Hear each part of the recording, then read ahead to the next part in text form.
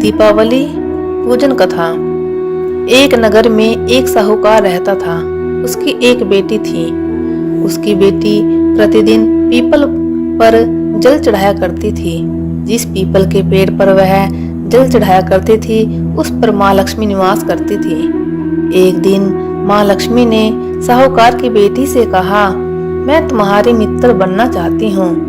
यह सुनकर साहूकार की बेटी ने कहा, मैं अपने पिता से पूछकर आपको बताऊंगी। बाद में साहूकार की बेटी अपने पिता के पास गई और पिता से सारी बात कह डाली। दूसरे दिन साहूकार की बेटी ने माँ लक्ष्मी से दोस्ती करने के लिए हाँ कर दी। दोनों अच्छी दोस्त बन गई। दोनों एक दूसरे के साथ खूब बातचीत करने लगी।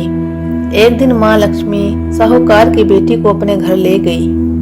माँ लक्ष्मी ने साहूकार की बेटी का खूब स्वागत किया। उन्होंने उसे अनेक तरह का भोजन खिलाया।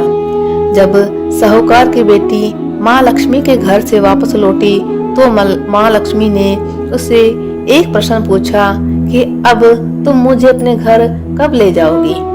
यह सुनकर साहूकार की बेटी ने माँ लक्ष्मी को अपने घर आने को तो कह दिया, लेकिन अपने घर की आर्थिक स्थिति को देखकर वह उदास हो गई। उसे डर लगने लगा कि क्या वह अपने दोस्त का अच्छे से स्वागत कर पाएगी।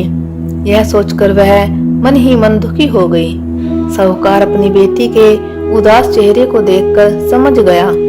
तब उसने अपनी बेटी को समझाया कि तुम फौरन मिट्टी से चौका बनाकर साफ सफाई करो। 4 बत्ती के मुख वाला दिया जलाकर माँ लक्ष्मी का नाम लेकर वहां उनका स्मरण करो।